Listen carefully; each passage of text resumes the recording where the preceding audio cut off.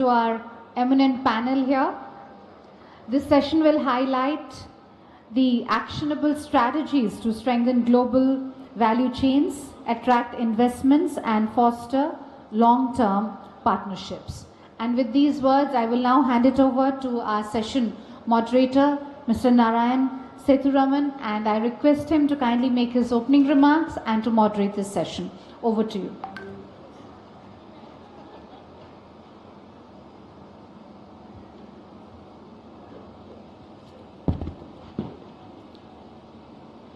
Good afternoon, ladies and gentlemen.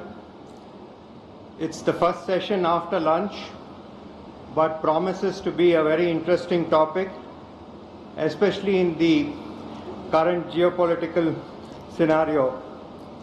With those comments, it's my pleasure to welcome Ms. Armida, Executive Secretary, UN Economic and Social Commission and Under Secretary General of the United Nations, His Excellency Mr. Min Min, Deputy Minister, Ministry of Commerce, Myanmar, His Excellency Mr. Sovichit, Vice Minister, Ministry of Commerce, Cambodia, Mr. Tetsuya Watanabe, President, Economic Research Institute for ASEAN and East Asia, Mr. Neeraj Gupta from IFC, is the Chief Investment Officer, and Natasha Majumdar, who is the Director South Asia for Amphori.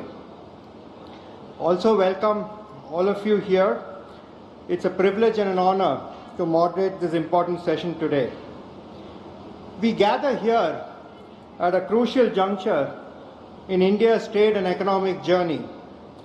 Over the past decade, India has undertaken a series of transformative reforms, strengthened its export facilitation mechanisms, and deepen global partnerships. These efforts have positioned India as one of the most dynamic and resilient economies in the world. As mentioned, we meet at a moment when global supply chains are being redefined. You have heard this quite a bit in the morning plenaries too. Trade dynamics are evolving rapidly, and sustainability has become a central pillar of economic strategy. The challenges are many, but so are the opportunities. India stands at a pivotal moment at its economic trajectory. Our strategy for free trade and economic engagement reflects a multifaceted and inclusive approach, one that seeks to enhance global integration while ensuring balanced and sustainable development. With a vision of expanding and diversifying exports and markets, deepening participation in global value chains, India continues to focus on building partnerships that promote mutual growth and long-term resilience. Guided by the vision of Viksit Bharat 2047, India's digital strategy continues to emphasize innovation, skill development, and entrepreneurship. These elements are essential to fostering inclusive progress and ensuring that the benefits of growth reach every segment of society. India's financial ecosystem also stands out as a model of innovation and inclusion. This evolution demonstrates how digital infrastructure can enhance efficiency, transparency, and participation, key ingredients for a thriving economy. While the opportunities are immense, the global trade and investment landscape also presents challenges that call for collective solutions. Recent tariff measures and trade frictions among major economies have underscored the importance of maintaining transparent, open, and rules-based trade to ensure stability and resilience in global value chains.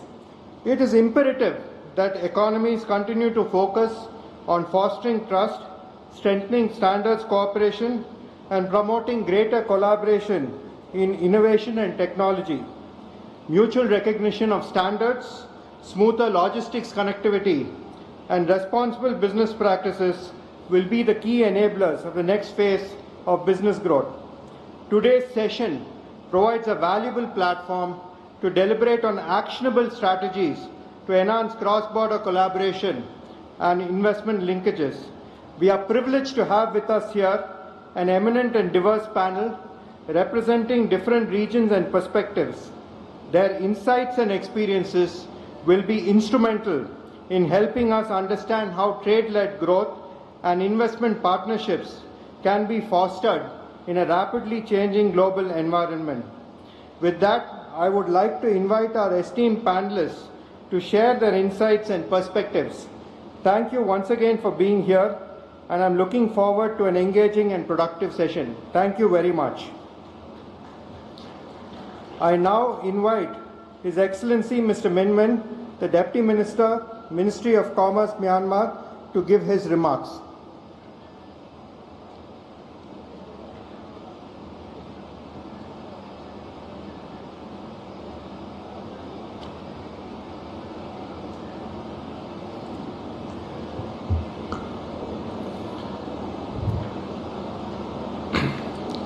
Good afternoon, esteemed moderators, distinguished panelists, and honored guests.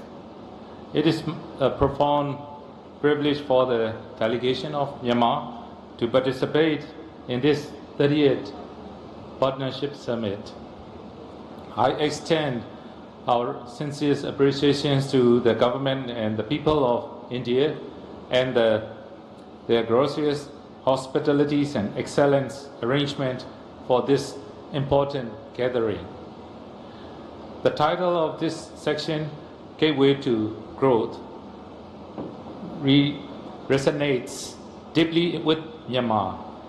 It reflects our national vision to serve as a dynamic land bridge connecting to the great economic engine of South Asia and Southeast Asia. By both geography and spirit, Myanmar stands as the crossroad of continental connectivity. Yet, being a gateway is not defined by location alone. It must be realized through visionary, sustainable, and mutually beneficial prosperous partnership. Myanmar and India share an enduring economic partnership rooted in story, culture, and trust. Our bilateral trade value over $1.6 billion in 2024 and 2025 year continues to expand, with India remains one of our top trading partners and currently ranks as the fourth largest. On the export front, Myanmar's agriculture sector has shown remarkable resilience. We are enhancing export of beans and pulses under the Memorandum of Understanding between the two governments, valid until 2026. Myanmar also exports garment, woods products, fishery items, veneers, metals, rubbers, and turmeric to India. Meanwhile, import from India pharmaceuticals, chemicals, food products, cotton, machineries, and vehicles reflect strong industrial cooperations. Pharmaceutical in the particular account for the 60% of Myanmar's market, underscoring India's role as a trusted, affordable source of quality medicines. We organize that foreign direct investment in the engine of sustainable growth. Although inflows are fluctuated, India remains value partner, ranking 11th with cumulative approved investment nearing $800 million as of September 2025. To strengthening investors' confidence, Myanmar's Investments Commission introduced the investment activities priority list in 2021, opening strategic sectors such as power generations, oil and gas, and manufacturing to foreign participation. We warmly invite Indian companies to seize these opportunities and join us in the advancing industrial transformations and sustainable energy development. Myanmar's goal is not simply growth, it's a sustainable prosperity. Trade and investments are the twin engines driving this vision as our economy transactions from a resource-based model to one that diversifies and knowledge-driven. We seek partnerships that are transformative, not merely transactional investments that create meaningful jobs, foster technologies, transfers, and strengthening value chain integration. Our vision of growth is inclusive, equitable, enduring, anchored in a shared prosperity for all. Our first strategy is to move up the global value chain with our partners, from agriculture to agri-business, with fertile land and proud agriculture heritage. Myanmar is the leading supplier of persistent beans to India's and global markets. We now aim to evolve into modern agri-business, investing in processing, packaging, and logistics that add a value and benefit for both sides. From assembling advanced manufacturing, our garment and light manufacturing sectors have driven growth. The next step is to advance into higher value industries, machineries, electronics, and renewable energy components, areas ideal for the Myanmar-India collaborations. Our second strategy is foster sustainable, stable, and predictable investment climate. Our special economic zones serve as integrated hubs for the trade, innovations, and logistics. They offer strategic locations, robust infrastructures, and investors-friendly frameworks to cross-border collaboration. Connectivities remain at the heart of the shared prosperity. Projects such as India-Myanmar-Thailand Trilateral Highway and the Kalyan Multimodal Transit Project are not merely physical corridors. They are a pathway to opportunity that reshape the regional economic landscape and reaffirm Myanmar's role as a true gateway from the South and Southeast Asia. In conclusion, Myanmar stands open not only for the business but for the partnership in the trusted sense. Our message is one shared opportunity and mutual progress. Together, we can transform this gateway to growth into the gateway to shared prosperity, a bridge connecting our people, our markets, and our futures. We warmly invite India's all our regional partners to work with us through this gateway. Shoulder to shoulder, as we build the future as sustainable, inclusive, and mutual rewarding. Thank you very much. Thank you, sir. We now request Mr. Watanabe to deliver his remarks.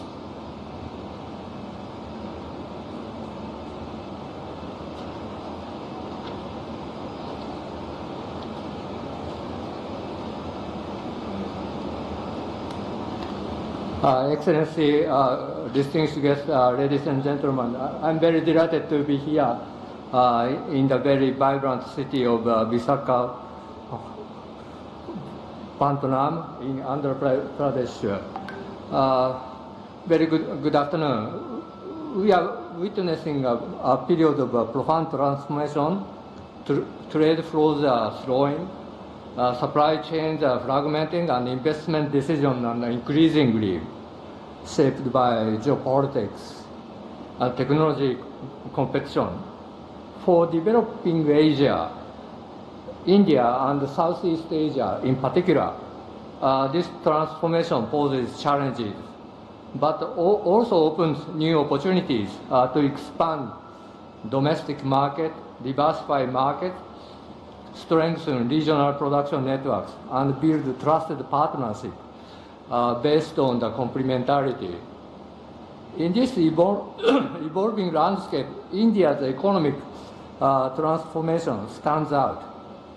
Guided by Prime Minister Modi's vision for trade and investment, India has pursued a balanced strategy of self-reliance and global integration, embodied in Make in India and self-reliance. These initiatives, combined with India's digital public infrastructure such as UPI, ONDC demonstrates how industrial policy and digital innovation can reinforce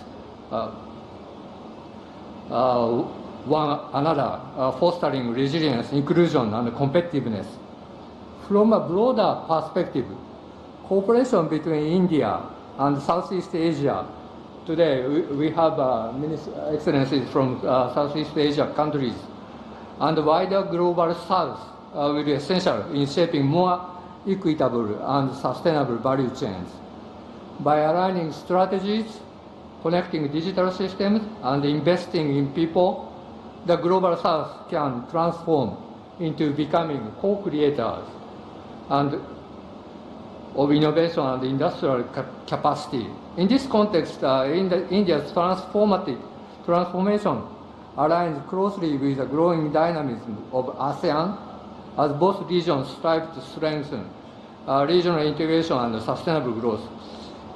At the recent India-ASEAN summit, Prime Minister Modi underlined the shared responsibility as partners representing nearly quarters of the world population to deepen cooperation under the ASEAN-India Comprehensive Strategic Partnership.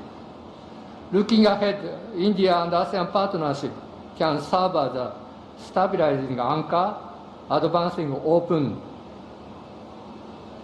balanced and rules-based economic cooperation while deepening connectivity through trade facilitation, logistics, digital infrastructure, building on ASEAN and India long-standing role at the heart of global value chains. To strengthen this foundation, India and ASEAN must move forward from policy alignment to deeper cooperation, connecting industries, technologies, and people. Cooperation should go beyond trade, encompassing joint manufacturing, technology co-creation, and human capital partnerships. ASEAN's strong production base and India's technological capacity can jointly drive progress in emerging sectors such as semiconductors, clean energy, advanced manufacturing, and critical minerals, while ensuring the resilience of global value chains. Equally, India and ASEAN can align their efforts in digital and energy transformation. India's UPI is a clear example of how digital infrastructure can connect economies and empower inclusion for small businesses and people. The upcoming ASEAN Digital Economy Framework Agreement, DIFA, also offers a timely opportunity to link ASEAN and India digital ecosystem, promoting interoperability, innovation, and sustainable digital trade. In energy area, my institute and the CII recently collaborate on the feasibility study for the ASEAN-India power grid. This is a concrete step toward realizing a shared vision of green interconnected growth. Ultimately, the true gateway to growth lies not in geography but in partnership and trust. Both India's transformation and the ASEAN's integration show that sustainable growth can be achieved through openness, reform, and collaboration. India remains committed to supporting these regional efforts by providing evidence-based research, policy dialogue, and multi-stakeholder platform for cooperation. We believe that the deepening relationship between ASEAN and India will not only strengthen Asia's economic architecture but also contribute more resilient, inclusive, and sustainable global economy. Thank you. Thank you very much. I request Mr. Neeraj Gupta to deliver his remarks.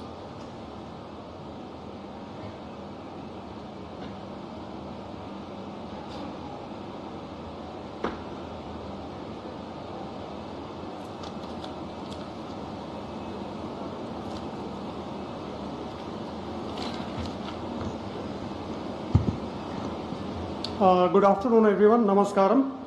Delighted to be here in Visakhapatnam, city of tremendous opportunity, to discuss how trade and investment can serve truly as a gateway to growth for both India and Andhra Pradesh. I would also like to extend my heartiest gratitude to the organizers, the DPIIT, the Government of Andhra Pradesh, and of course CII. And very warm namaskaram to all the delegates, government officials, and industry leaders as well. I think India is at an inflection point, as one of the speakers mentioned before me, with transformative reforms, strategic free trade agreements, and digital innovation that is shaping the economy. And I think the global rapidly changing geopolitical environment, which was also referred to earlier, is also impacting our policies and shaping the policies of Government of India. Andhra Pradesh state also has set an ambitious path through its Industrial Development Policy 24-29 and the Swarn Andhra Pradesh Act 2047. It's a very ambitious vision, leveraging the almost 1,000 kilometer of coastline, infrastructure, and medium and small enterprises to boost major industrial and exports by the year 2047. A bit about the development gaps. I think we all know there's a significant gaps, but a few numbers quickly on the magnitude of the challenge facing India as a country and Andhra Pradesh as a fast, rapidly growing economy, state economy. So developing countries collectively, globally, they face a US $4 trillion funding gap annually on an annual basis just to comply with the Sustainable Development Goals. We know that public budget alone cannot close this gap, and therefore we need to crowd in private sector investments. And that's where the role of a lot of the industry leaders present here and CII as a platform for those industries has to play a big role. I've personally worked on cities, and we've recently worked with one of the cities in Andhra Pradesh. So Indian cities need a total of $2.4 trillion by 2050 just to come up to the level of sustainable service delivery to achieve their public service obligations and to develop resilient low carbon infrastructure. It far exceeds their current investments that they make on an annual basis.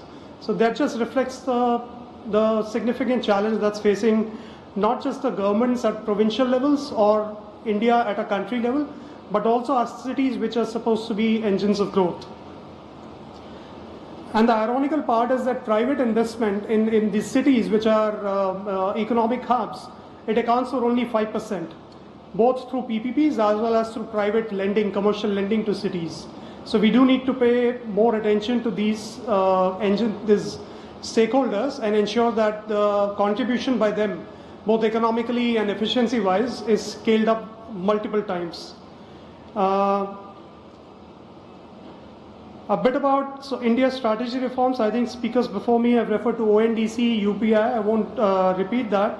But there are other parts of the ecosystem that I think the government is working in an integrated manner. The policies such as Make in India, Atmanirbhar Bharat, the Viksit Bharat vision, the PM Gati Shakti and Swarnmala. I think all these building blocks in an integrated manner, they aim to improve infrastructure and logistics. They aim to cut costs. In the morning in another event, I was hearing that there was a recent study by NCAER which has estimated that logistics costs in India amount to a whopping almost 8% of GDP.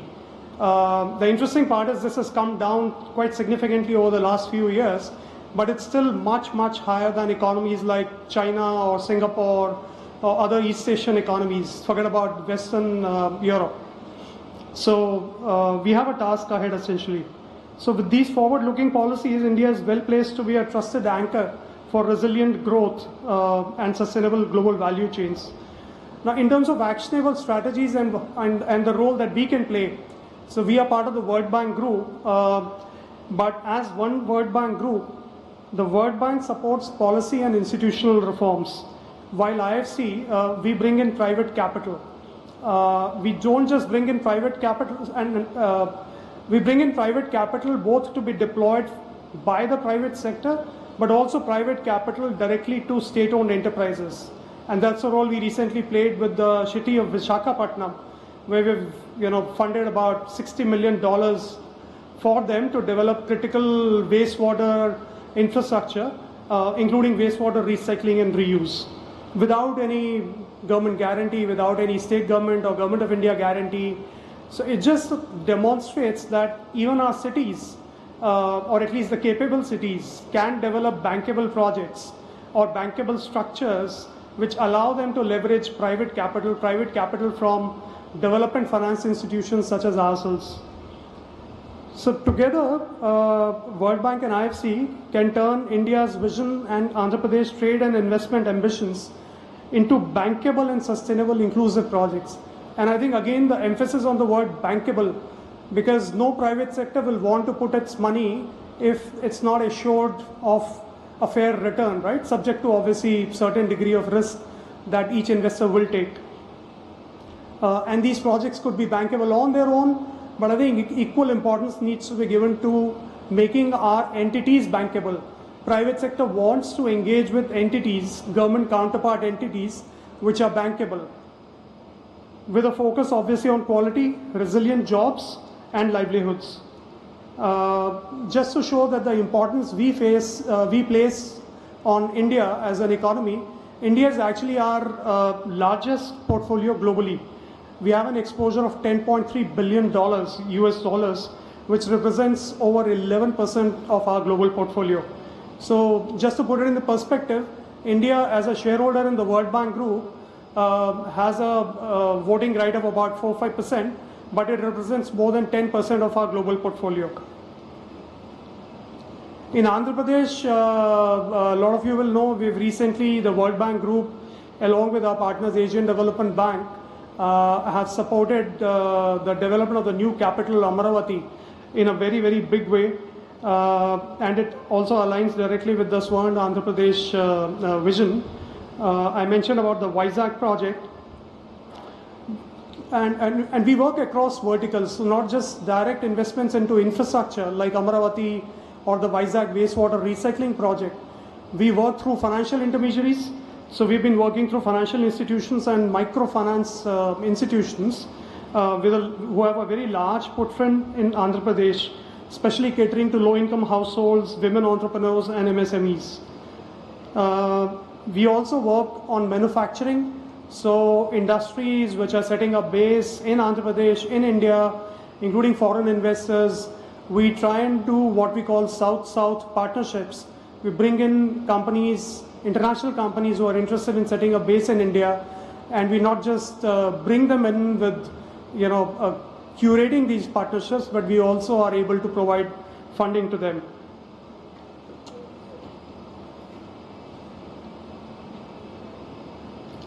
I think finally, I heard that in the run-up to this event, MOUs worth $100 billion have already been signed. So just to say that these kind of events and platforms do help quite a lot in directly building local economy. And IFC, as part of the One World Bank Group, we stand ready to partner with the Andhra Pradesh government and India's private sector and other key development partners to turn this movement into tangible outcomes. As I said, our modus operandi in emerging markets, the way we operate is through curating bankable projects. So if a private sector spots an opportunity, let's say it's a large renewable park in Andhra Pradesh, and they want to curate that project, we are able to come in and broker that partnership between the private sector and the government of Andhra Pradesh, and then ultimately deploy large-scale funding also. And our funding also, increasingly we come in with the consortium, so it's consortium lending, we can put in equity, we can put in debt, but increasingly we work largely through development partners.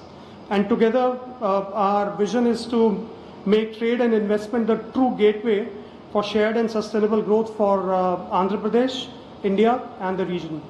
Thank you very much. Thank you. I now request Natasha to deliver her remarks, please.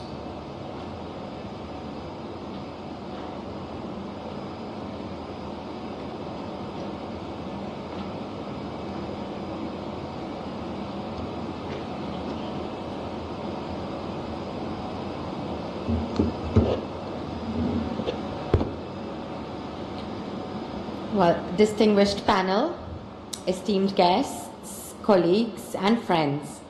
It is a pleasure for me to be here standing in front of you at the 30th CII Sustainable Partnership Summit 2025.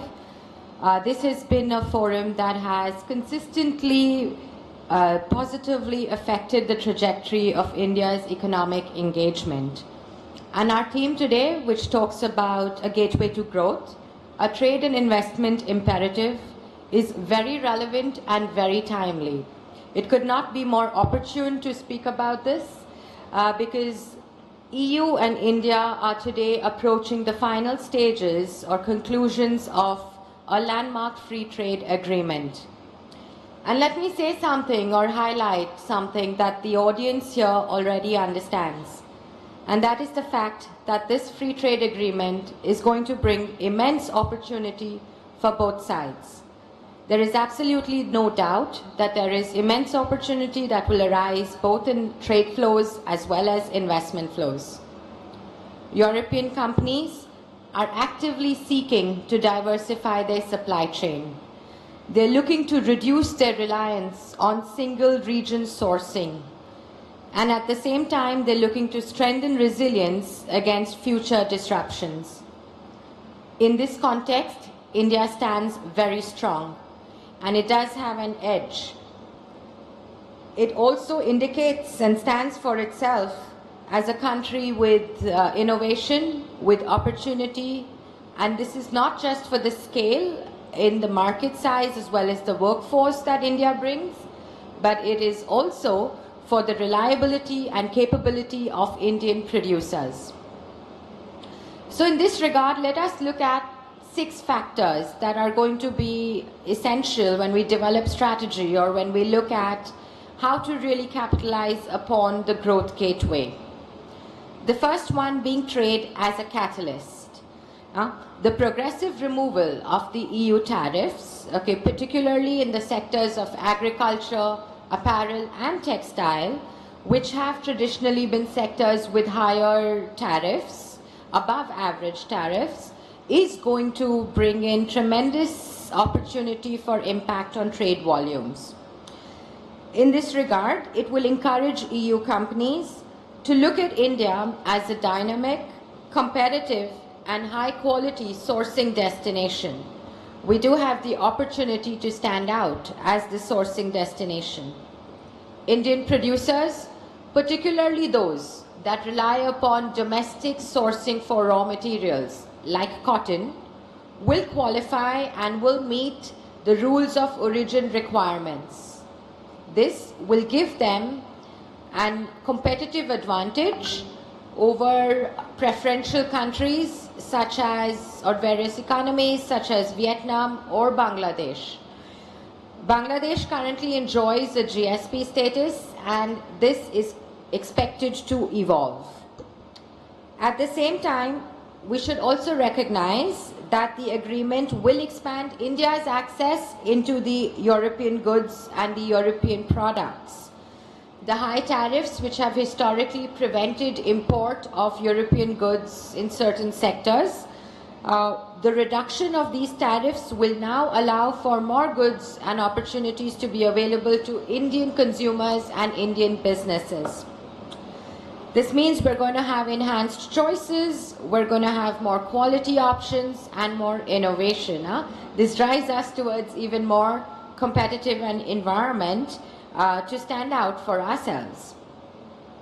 I want to next move upon the aspects of investment. I want to speak about investment here. This is a two-way street.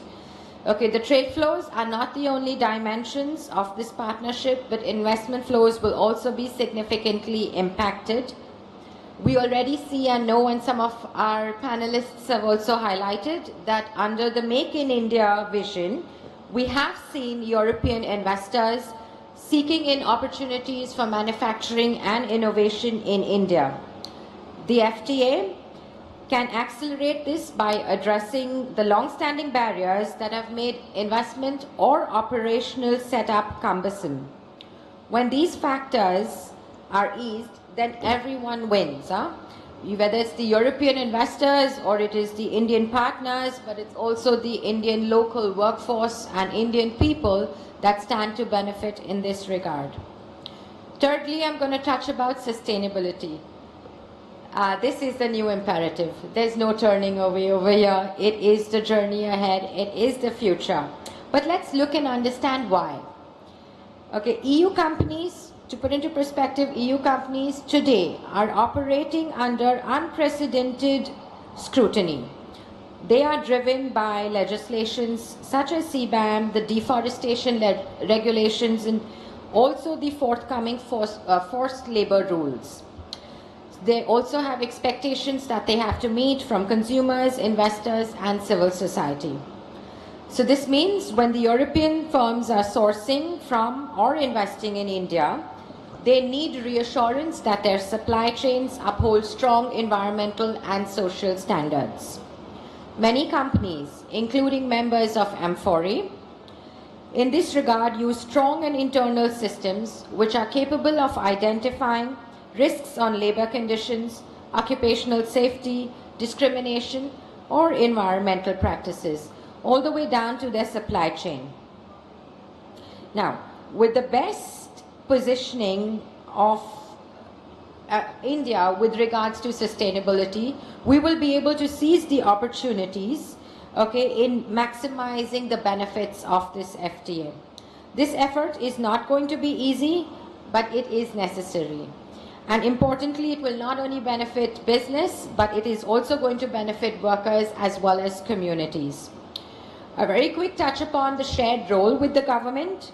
Okay, here it is also important that to understand that India has already made tremendous progress with regards to labor reforms, compliance structures, as well as digitization. But continued engagement, such as consideration of or considering the ratification of the remaining core ILO conventions, such as freedom of association and collective bargaining, will further strengthen India's case as trusted long-term economic partner. These are complex tasks in a vast and diverse country, no doubt. But they are also foundational to ensuring that the FTA is supported by all the necessary stakeholders in Europe. As endorsement from the 27 EU member states and the European Parliament will be essential and the next step. At a time of heightened political sensitivity, India's ability to demonstrate strong commitments on sustainability will help to secure broad and timely approval. We must also understand we do work in a competitive global landscape. Over here it is worth noting that India is not the only country deepening ties with Europe. The EU has just concluded a comprehensive and enforceable trade and sustainability chapter with Indonesia and is in discussions with Thailand, which have produced similar outcome. These countries are also positioning themselves as responsible and attractive sourcing destinations for European business. India, with its scale and capabilities, should not just match but also exceed these commitments. And lastly, let's look at the gateway to shared prosperity. As India continues to showcase its readiness, its openness and sustainability and investment facilitation, I do firmly believe that this FTA could become one of the most successful in EU's portfolio. It has the potential to unlock unprecedented trade, drive innovation, and enable sustainable industrial growth, thereby also empowering millions of workers. So the world is watching, and it is watching India rise with admiration. This FTA is more than a commercial document. It is a strategic bridge between economies that share values of democracy, innovation, and long-term partnership. Together, we can shape a future where trade and investment become engines of sustainable, inclusive, and resilient growth. Ladies and gentlemen, the gateway to growth is open. Let us step through it together. Thank you. Thank you, Natasha. I now request Her Excellency Ms. Armida to deliver her keynote address.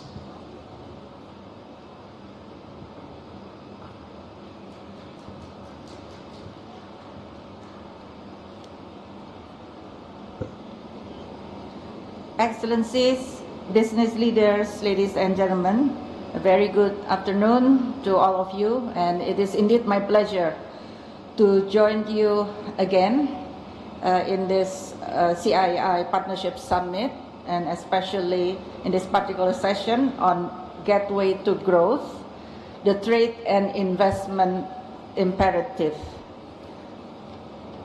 By way of background, let me start by highlighting the two interconnected challenges faced by many countries in our region in sustaining long-term economic growth and development.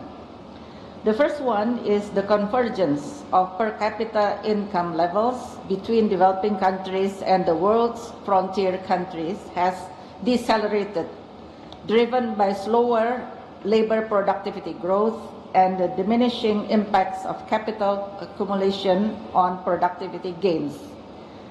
Second, many countries in the region remain trapped in production activities with lower value addition, and it is becoming more difficult to upgrade into high value addition segments of global supply chains amid rising trade protectionism and fierce international competition on technologies.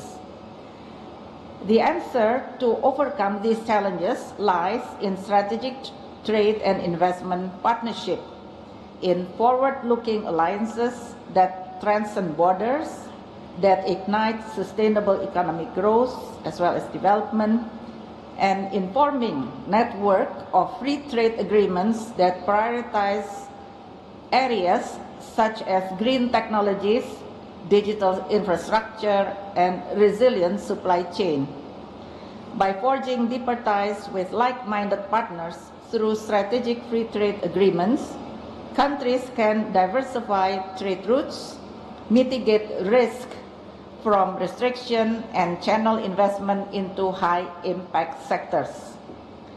In the present global context and situation, it is of my view that for India, the gateway to growth can further be opened through continued policy reforms in areas such as ease of doing business, labor laws, and streamlining custom procedures and reducing logistical bottlenecks.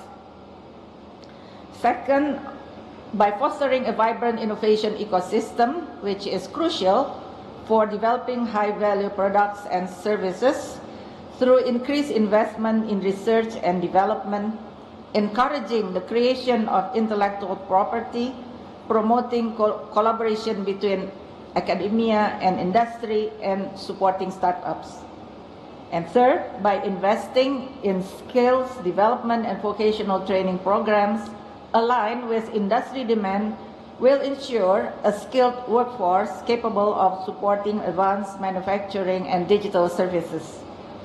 Fourth, by adopting policies that promote green manufacturing, renewable energy, and sustainable supply chain, will align India with global environmental goals and open up new opportunities in the green economy. Fifth, by leveraging India's robust digital public infrastructure, such as the Aadhaar, UPI, and the Open Network for Digital Commerce, can further enhance trade efficiency and financial inclusion. And finally, by tapping into India's large domestic market, the country's 1.4 billion population with increasing purchasing power is one of the largest markets in the world. The government has taken initiatives such as Make in India and Atmanirbhar Bharat. It is high time that in addition to facilitating FDI inflows, domestic investment are also facilitated to upscale the manufacturing and services sectors. The industry also starts to tap into the large domestic market, which will keep India's momentum of growth on the right path. With the above thoughts, I conclude, and thank you very much for your kind attention. I wish you all a very successful summit. Thank you very much. Thank you, ma'am, for a very holistic address. I now request His Excellency, Mr. Sovichit, deliver his keynote address.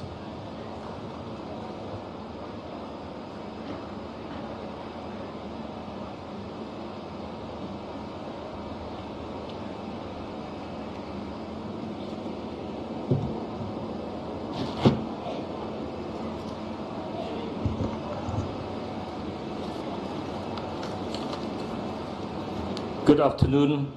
I think all the speakers have exhausted all the idea that people need to absorb in order to get us a lesson learned or the fruitful discussion of this panel. For us, I think based on the theme of trade and investment imperative, we have to look a little bit closer how to cooperate and how to share together.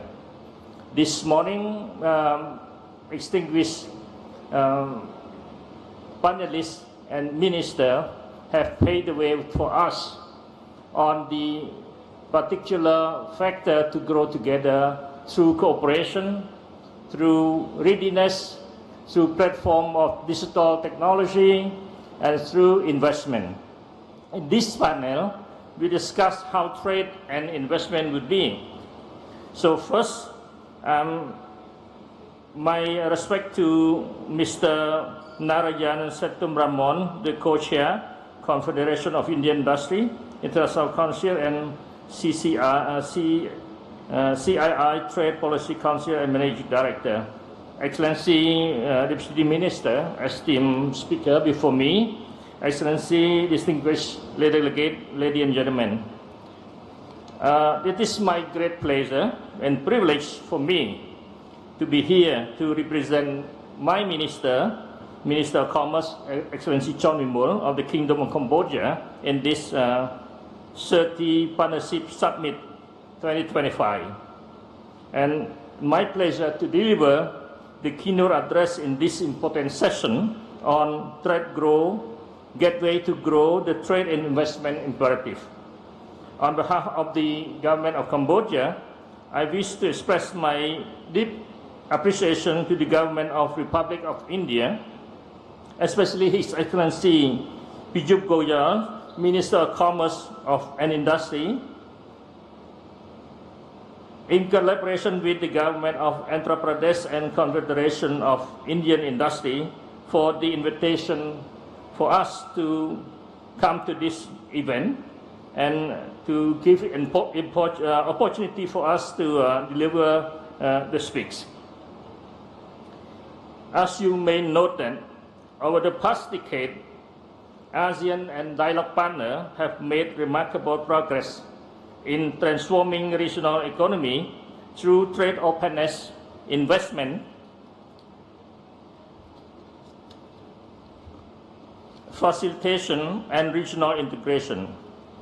The evidence of partnership have been highlighted in a good result through South-South cooperation, Greater Mekong sub-region cooperation, which is fostering sustainable growth and shared prosperity among developing countries. However, the global economy is at a crossroad, facing shifting supply chain, technology transformation disruption, and urgent need for green and inclusive recovery. In this context, trade and investment cooperation stand as the most powerful engine to propel our region toward sustainability and shared growth. Cambodia firmly believes that strengthening trade and investment cooperation remains the most powerful driver for achieving equitable growth and create resilience in our region. In recent years, it became even more clear that prosperity of nation is closely connected in shared interests or mutual benefit in partnership among the nation. In this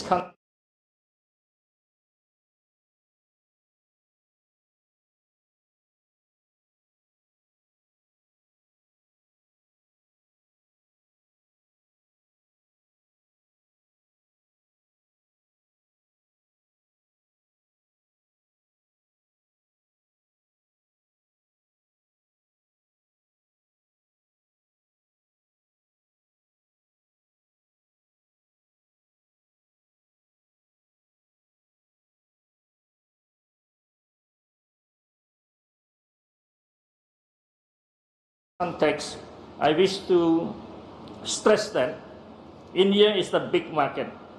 India can be a hub that would promote cooperation or trade and investment between the nations in Asia. Maybe we don't say only South Asia, but also Southeast Asia.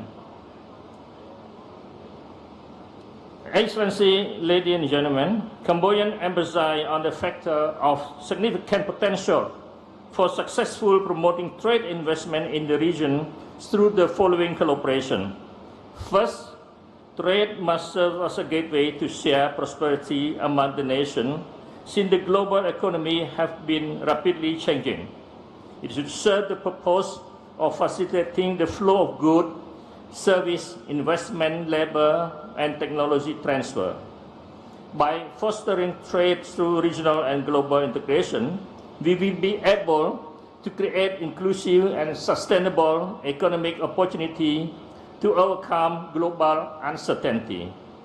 As an ASEAN member state, Cambodia, in collaboration with other members, has solidified ASEAN position as the global economy force, underpinned by robust growth, dynamic workforce, and progressive integration effort.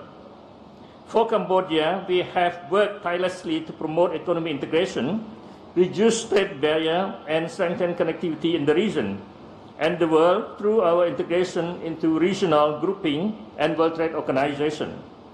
We believe that regional and global partnerships have boosted trade, attract investment, and stimulate economic growth. Cambodians continue to pursue an open, rule-based multilateral system, just mentioned by Director General of the WTO this morning. The necessity of rule-based multilateral system still be a strong mechanism to support trade. Our commitment to regional economic integration is reflected in our participation in regional comprehensive economic partnership. That's in this particular point, I strongly suggest that the more partners we will have, I think we can expand our trade much more better and larger. And our active role in ASEAN Economic Community framework, particularly ASEAN-Indian partnership, as a vital pillar of our collective economic resilience. For this particular case, India's growing global role in technological capability and being a large market have complemented in ASEAN integration agenda. The progress has been made through mechanisms such as ASEAN-Indian Trade in Goods Agreement, ASEAN-Indian Business Council, and Plan of Action, which both sides are creating new pathways for trade, investment, and digital connectivity. For this year, 2025, ASEAN-India focuses on cooperation in areas such as digital transformation, supply chain resilience, and other cooperation. Cambodians support the ongoing review of the ASEAN Trade in Goods Agreement to make it more modern, inclusive, and responsive to emerging global reality. We encourage collaboration in MSME development, innovation ecosystem, and sustainable investment, particularly in sectors such as renewable energy, digital transformation, and infrastructure. We believe that partnership of deeper regional connection will unlock new market opportunity and strengthen the value chain that create prosperous linkage of our economy. Second, investment is the engine of transformation. The Royal Government of Cambodia adopt and implement the new law on investment and aim to boost foreign trade investment. We invite India partner looking at this opportunity to move to Cambodia with a market that could share the growth together. Excellency, ladies and gentlemen, with this remarks, I feel that it is time that we all together can come to the new impetus and using this platform to move together. But last but not least, allow me to once again express my appreciation to the government of India, especially Minister of Commerce Industry, and the government of Andhra Pradesh for inviting us to participate in this event. Thank you very much. Thank you very much.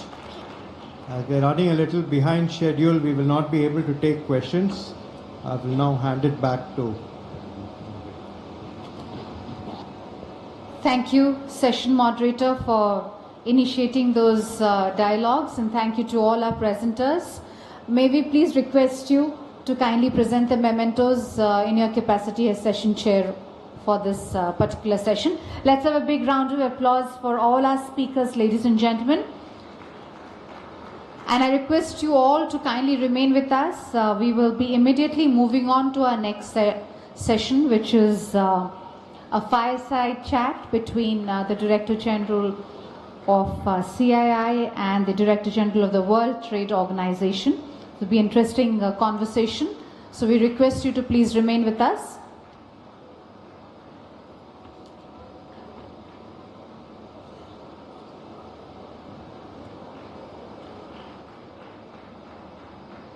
Let's have a big round of applause. I know it's the later part of the day, but let's show some enthusiasm. Let's have a huge round of applause for all the speakers, ladies and gentlemen.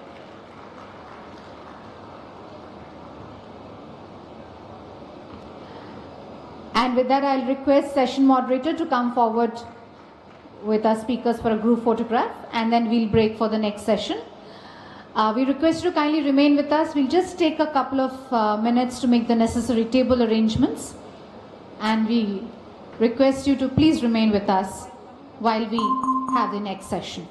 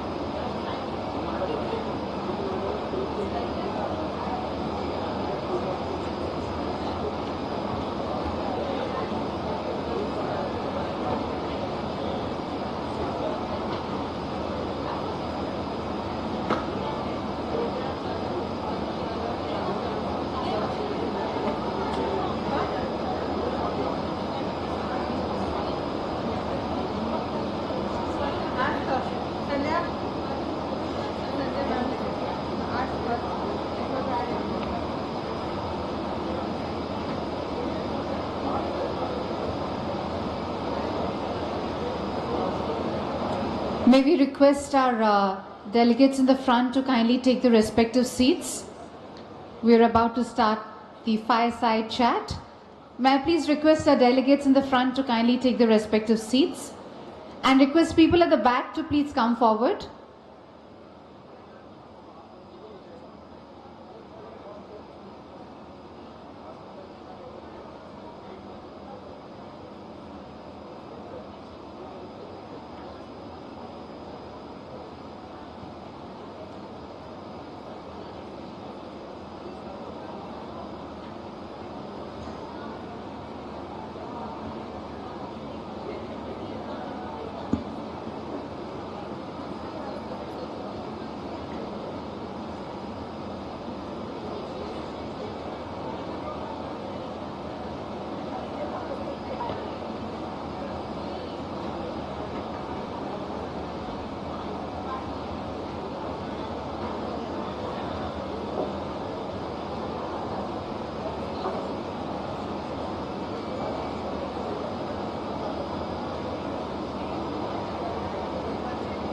Ralston is driving that momentum, taking India to the world. From revolutionizing bicycle tires in the 1950s to leading automotive innovation, we now enter a new era, commercial tires. We use high-quality raw materials, SCADA system, and precision machinery sourced from the best manufacturers from across the globe. Our automated tire building utilizes nitrogen curing for superior uniformity and performance. Our proprietary cool compound technology enhances fuel efficiency. Every tire undergoes rigorous testing: visual, X-ray, uniformity, and dynamic balancing. We ensure radial runout, endurance, and casing strength meet our exacting standards. Each tire is barcoded for full traceability. Made in India, made for the world.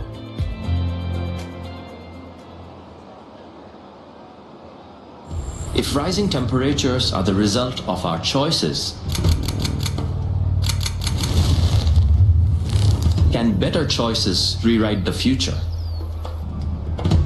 That is the question we ask ourselves every single day at EcoRem. The more greenhouse gases we emit into the atmosphere, the more the planet warms. Unless we reduce these emissions and return closer to pre-industrial levels, rising temperatures will continue to have a profound impact on our planet. Today, electricity and heat production are responsible for roughly 30% of global greenhouse gas emissions. Industries add another 24%. Agriculture, forestry, and land use account for 22%, and transportation contributes nearly 15%. We have addressed some of it so far at EcoRen by building large-scale wind, solar, and hybrid projects across India. But now we're ready to go further to take on this challenge at a much larger scale. That's why we are launching First Element and reimagining the next frontier of clean power, the green molecule. A green molecule is an environmentally friendly and sustainable chemical component produced from biodegradable materials, renewable sources, or even low-carbon feedstocks. Through First Element, we are building new infrastructure, accelerating research, and investing in what we believe is the future, a world powered by green molecules. By replacing conventional fuels across key sectors with green hydrogen, green ammonia, green methanol, and sustainable aviation fuel. By accelerating EV adoption, we are driving the energy transition towards a truly sustainable ecosystem.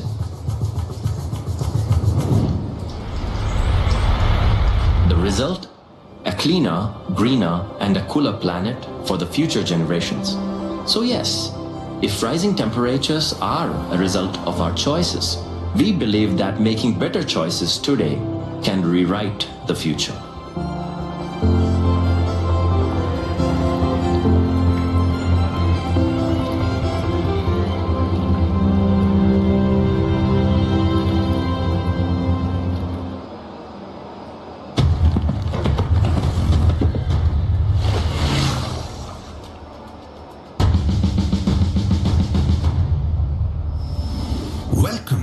TVS Motor, the flagship of India-based TVS Group. TVS Motor is a globally recognized brand operating in over 80 countries across Central and South America, Africa, and Asia. We believe each market is unique, and we innovate relentlessly to create vehicles tailored to diverse terrains and consumer needs. From the challenging Dhaka Valley to the highest motorable roads, TVS delivers performance, reliability, and excellence. Our expansive product portfolio includes performance bikes, connected scooters, electric vehicles, commuter bikes, utility vehicles, and three-wheelers, offering mobility solutions for every need. Since manufacturing our first two-wheeler in 1978, TVS Motor has been at the forefront of innovation, combining cutting-edge technology with deep consumer insights. Our milestones include India's first Bluetooth-enabled scooter, dual-platform FI technology, and the iQube, our advanced electric scooter equipped with telematics. Every vehicle embodies a TVS commitment to quality and performance, honed through rigorous testing and development, including on the racetrack with India's first company-owned race team. Our state-of-the-art factories symbolize the DNA of TVS Motor, combining design expertise, advanced production management, and global supplier partnerships. These facilities produce vehicles with precision and efficiency, ensuring world-class quality. To maintain our edge, over 400 professionals undergo continuous training at our corporate universities, supported by robust employee engagement and recognition programs. With 13 million services annually, contactless buying options, and connected apps like TVS Smart Connect, we prioritize seamless customer experiences. But the TVS way goes beyond mobility. Through the Srinivas Services Trust, our social arm, we work with communities and governments to empower the rural poor. By driving awareness, skill development, and training programs, SST has transformed countless lives, keeping the soul of TVS Motor alive and inspired. At the heart of TVS Motor lies the TVS Way, a philosophy of customer-centric innovation, exceptional quality, and the pursuit of excellence. This approach drives us to create products and experiences. Ladies and gentlemen, we will be initiating the fireside chat. This is an interesting conversation between the Director General of the World Trade Organization and Director General of CII. It's an interesting conversation which we call it the fireside chat, and we request you to all remain with us. We will be beginning this in just a few minutes from now.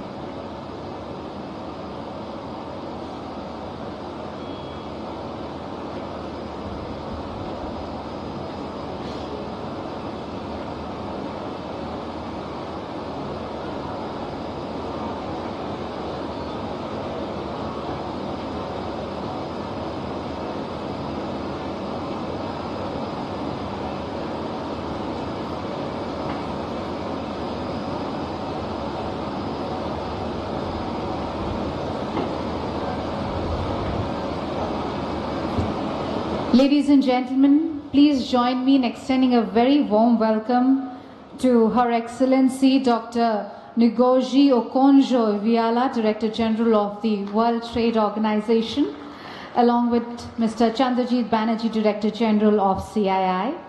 Welcome to the fireside chat on strengthening multilateralism, trust, partnership, and inclusive development. I will request Mr. Chandrajit Banerjee to kindly initiate this conversation. Over to you. Excellency Director General, World Trade Organization, warm welcome, welcome back again to this plenary of the Partnership Summit, and welcome also back to CII, with whom you have interacted in the past. You gave a very strong motivational speech a few hours back from this podium, and that really touched a lot of minds and evoked a lot of thinking. But I wanted to start off probably, the moderator said fireside chat. I don't know if there's no fire on the other side, but you can light the fire by saying that, Madam, how concerned or how optimistic or pessimistic are you to see in a world which is quite chaotic, if I may say, in terms of the trading order, and rules are not sometimes the rule of the day. So what makes you, how do you make things out of it? And are you optimistic that this too shall pass, or are you feeling quite disappointed? Well, dear Chandraji, thank you so much for having me again. As you said, this is not my first interaction, and I came back because I think the CII does such a good job of bringing a large number of investors and business people, big and small, together. So thank you for doing it. Yeah, you said the world is undergoing disruption of rules and so on, and how am I feeling? First, I have to be very candid and admit that the disruption in the global trading system that we see now is unprecedented, the worst we've seen in 80 years. The questioning of multilateralism is also unprecedented, and the undermining of multilateralism. And I say this because multilateralism was built 80 years ago after a very difficult period with a Great Depression, two world wars, and the world recognized that you need interdependence, and trade is part of that interdependence if you want to build peace, and if you want to alleviate poverty and build wealth. And it has largely delivered. So I think that's why a lot of people are very concerned and very puzzled that the very system that was built up is now being questioned. But I have to say, maybe it's being questioned because it hasn't really delivered in an even way for everyone. We have to admit that too. There are poor regions in rich countries that may not have benefited, and there are poor countries and developing countries who feel the system could have done much. So I think let's admit that. So this disruption, you asked, how do I feel about it? I feel uneasy about it. I feel concerned about it. I do not think it's completely going to go away. I think we have to live with uncertainty for a period of time. And I think that business should get used to the idea that we are going to have to live with uncertainty for a period of time. Having said that, I'm cautiously optimistic about the entire system. And do you know why? Because in spite of this heavy disruption, WTO members have behaved in a very good fashion.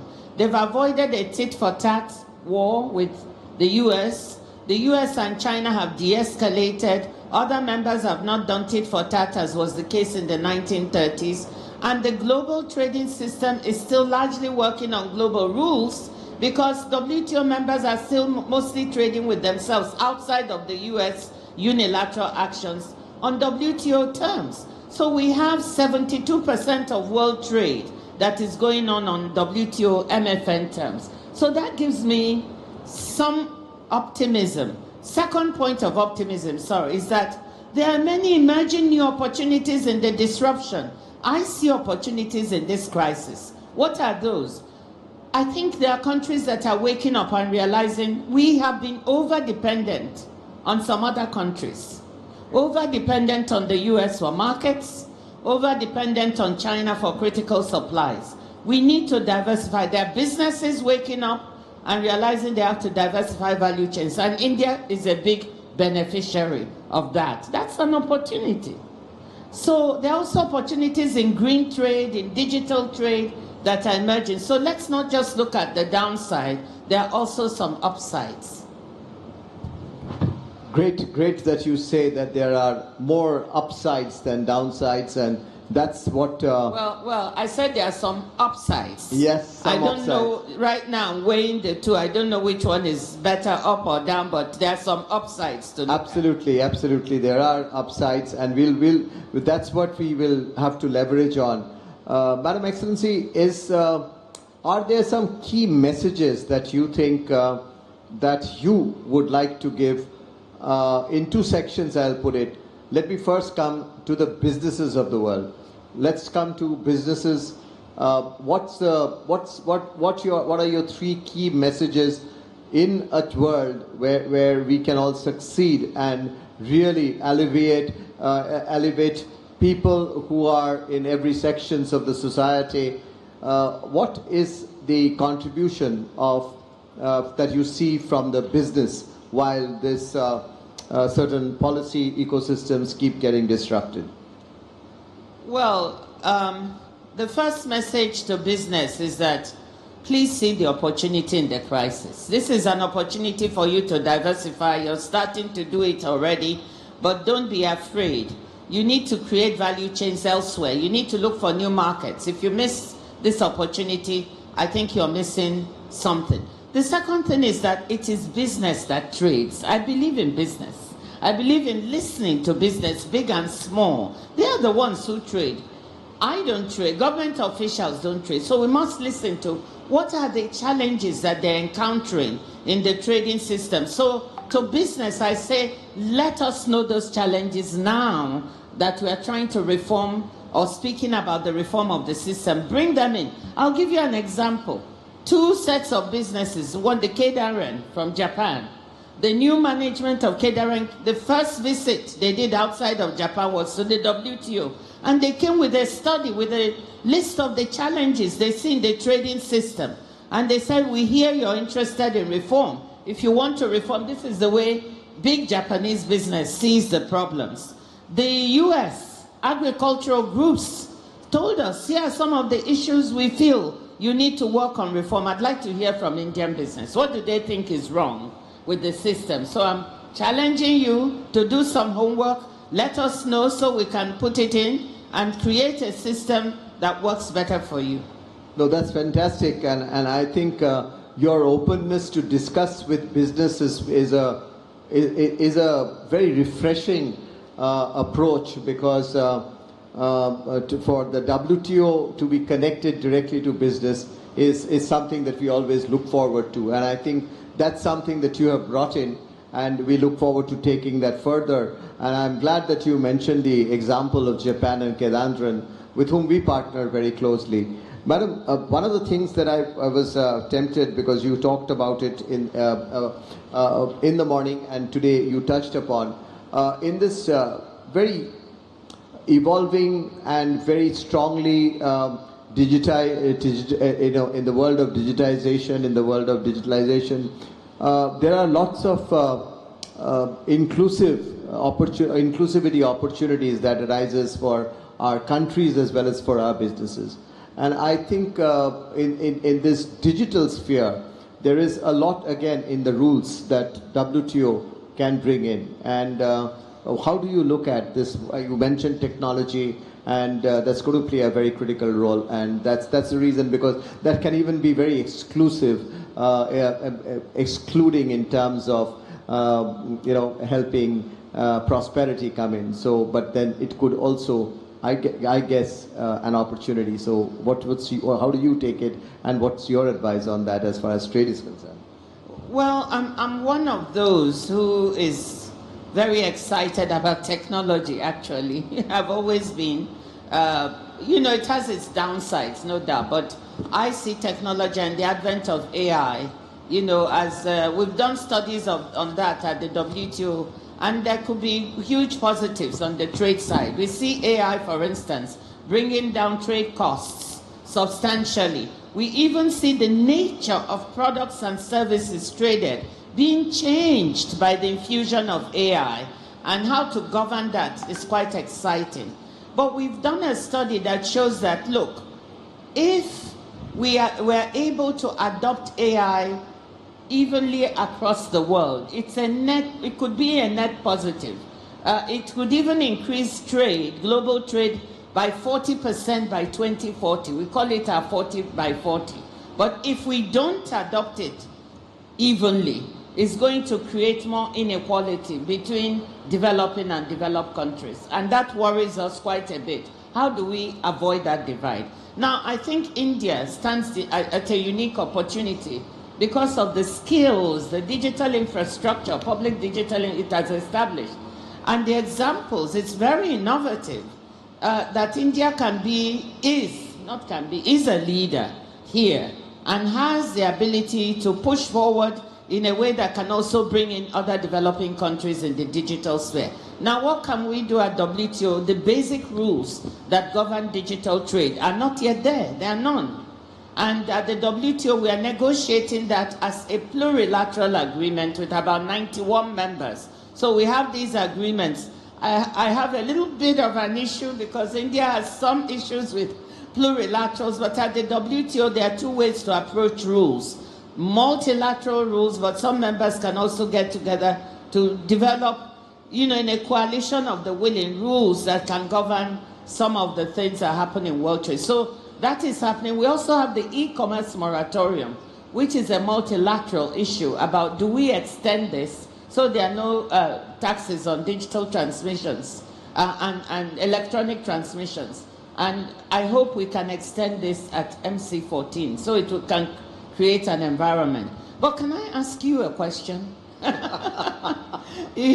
My question to you is, what are the 2 or 3 things you think the WTO should do?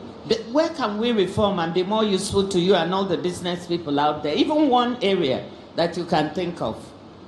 Well, that's a fantastic question. The reverse was quite unexpected. But yes, of course, we as India talks about always that we do wish to go by rules-based trading system. How do we see some reforms? And Kedandran has posted to you as to the type of reforms that it looks at seeing. So when we look at rules-based system and as to how that can be enforced, and the enforcement of that rules-based system across the globe and is something that we would expect from the WTO to come out very strongly, because we do see faltering nations get away, and some of us who are in the emerging category, and some more who are actually even in the developing category, if I may say, they suffer the most.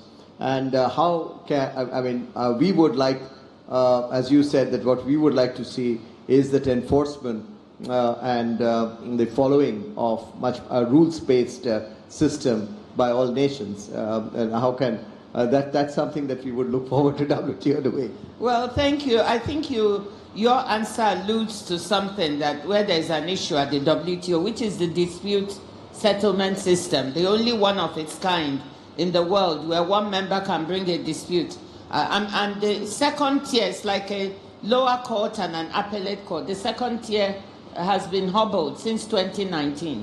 But I want to use this opportunity to tell everyone that it doesn't mean the system is not working at all. It is. The lower level, panel level, lower court is working. And members are still bringing cases, if you wish, of problems they have with each other in trade. Since 2019, when the appeals appellate body was hobbled, we've had 50. So it has continued. And now, you know what is happening? There are alternatives that have been developed to the appellate body.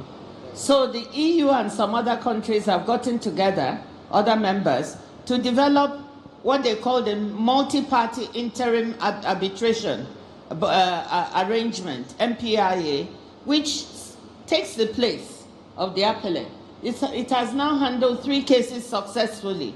So we do have an alternative, and 58 members have now joined, and we are looking towards 100 by MC14. So we don't have to be, I don't believe in getting stuck. If something doesn't work, come up with a new idea, new creation, and we've done it. Does that mean we abandon the appellate body? No. Still needs to be reformed when the time comes and we can persuade the US. But for now, we use the MPIA. No, thank you. Thank you very much. And because you talked about the MCN and the MC14, and we are looking forward to March 2026. Are you coming? Are you coming? You ask me, I will. Okay. Excellency, we see that, I mean, what you see as an outcome of the MC14, some of it which you alluded to, but long-standing issues of food security. You mentioned about the PSA, permanent solution to PSH after so many years. The significant demand of India, as you know, has been various stakeholders and resource poor, small, marginal farmers. So what's your expectations again from the countries at the MC14? Well, I hope, when I've talked to a lot of leaders now, I mean, at the president and prime minister level, ministers, ambassadors in Geneva, and there's an emerging view that MC14 should try to deal with those issues in the WTO that don't work. Meaning not that ministers will come there to solve the issue, but at least to identify and agree on a set of issues and then choose the modalities to solve the problem. I'm coming back to India's criticism. It is what they call a past mandate. India is concerned because PSH, an interim solution was given to India, and then there was, in the papers which I've read carefully, it was agreed that a permanent solution would be negotiated, and that has gotten stuck because there are many members who have, views about the PSH program, and it's become so polarized in a way, trying to even introduce objective information to help them make decisions is difficult. But there's the issue of the past mandate, and India has a good point there. What do you do about past mandates? I think India should put it as part of what it's requesting to be looked at in the reform. Separate it a little bit from the ongoing negotiations. Those should continue. But put the issue of past mandates. Why shouldn't ministers look at, these are the things we agreed. Why haven't we done them? It's a reform issue. And I hope it will be one of those that will be put forward. I'm not a member, I'm only the DG. But I think this is a good case in point. No, thank you. Another area, just to change subject, is today we from the Indian business, the Indian government, many other countries are concerned, and rightly so, on climate and green. But we see sometimes tools being adopted or which are more we see for protection, and we view and more as trade barriers. While we support green transition, definitely we are keen to see that, but we have our aspirations as a developing and there's an emerging strong economy. The others also have their own aspirations. But how can we look at certain measures that we see which are more like trade barriers? I'm of course referring to areas like CBAM. I don't need to couch my, but how do you see that being navigated through? Well, I think this is an excellent area to talk about, and I'm very sympathetic to business. Do you know that there are now over 100, I think there are 113 carbon pricing schemes in the world, and business is supposed to navigate that from one country to the other, different emission standards. How do you navigate all of this for your products and for your trade? So I'm sympathetic. But like I said in Belém last week, there are two communities that don't come together in a way that I think would help us solve the problem. The trade and the environment. They are like two separate communities moving in parallel and suspicious of each other. I think we need more of a dialogue so that the environment people can understand the way the trade people see some of the measures they put in place, and the trade people understand why the environment. The WTO Secretariat has been working hard to see if we can help bridge that kind of gap. So climate is an existential threat. In my village, farmers don't know the word climate change. They don't know what it means. But what they say to me is, my daughter, you know, for an older farmer, or my wife in my husband's village, they say the rain has been coming too much. It has been, our crops are dying in the field. We've never seen this in our lifetime. Something has changed. We don't know when to harvest. We don't know when to plant. So climate change is real. So we have to do something about it. But we must not do it in such a way that these measures are seen as protectionist when they are not meant to be, or are unmanageable, where systems are not interoperable and business has to deal with so many. So I agree with you. What's the solution?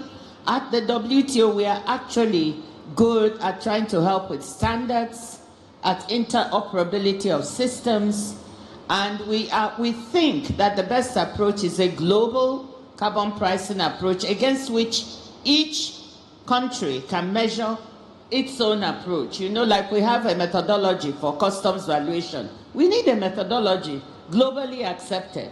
And then that will stop all the problems and accusations. If you do something, it can be measured against the global standard. Madam, you're the first lady Director General of the WTO, right? And 50% of our population in the world needs to come up at par. There has to be parity. And when you talk about trade and parity with relates to that, how do you see, and I asked this question because you also talked about Africa, and it's so important to us to see the development, and we see trade and trade rules play a very, very critical, can be a very important way of including not just economies, but including 50% of our population in the mainstream and helping that out. We see many ways that have not been taken into account by many, many countries, which has led to deprivation. As the First Lady President, Director General, I wanted to seek your views. I know it's not connected to the fireside chat that we are having on WTO, but I always feel very strongly when we look at the 50% of the population of our world not perhaps being at par. Well, I mean, you know, I'm an economist by training, so I look at numbers. Yes. And so for me, if you look at many SMEs, they're driven by women. We've also done many studies that show that women SMEs who trade externally, they make 3 times as much income as those who trade internally. So trade works. So if you want, and they contribute substantially, not only to the trading system, but to the national and global economy. If you want to exclude a strong contributor to your GDP, that's not a good thing. So I'm coming at it purely from an economist point of view. Women are very hardworking, creative. They are running businesses that work and employ other women. So they should be included. So the issue is, how do we empower them? If you go through all the things, you find a whole plethora of issues, which SMEs also, male-led SMEs, but women encounter them more. Access to finance issues, market access, knowledge, you know, and so on. And so at the WTO, we have been working very hard trying to target those issues. We have a branch called International Trade Center, which is 50% owned by WTO and 50% by the United Nations. And they focus on helping SMEs. So we are trying to do, and female-headed SMEs, we are trying to do our best through that instrument all over the world. They have a program called She Trades that tries to empower women with the knowledge. Secondly, we just started a fund. It's called the the Women's Fund for Digital Trade. It's to empower women who are trading digitally, because we now found many of them are doing that. We are raising $50 million. We've already made calls for proposals. and we're trying to get the money out there to support them. So, and rules. We also now have starting to see the issue of assisting women, not because they are women. I want to insist on that. I'm looking at it very hard-nosed. It is because they are net contributors to business, to the economy. How do we make sure they are not left behind and that they don't lose opportunities? Which rules should be looked at to make sure they're included? That's also beginning to happen. Not everyone agrees with that, by the way. Again, I hasten to say some of our members, and sometimes India can be included, think that maybe those issues should be handled nationally. I don't debate that. You can handle them nationally, but I also think multilaterally, whatever we can do, we try to do it.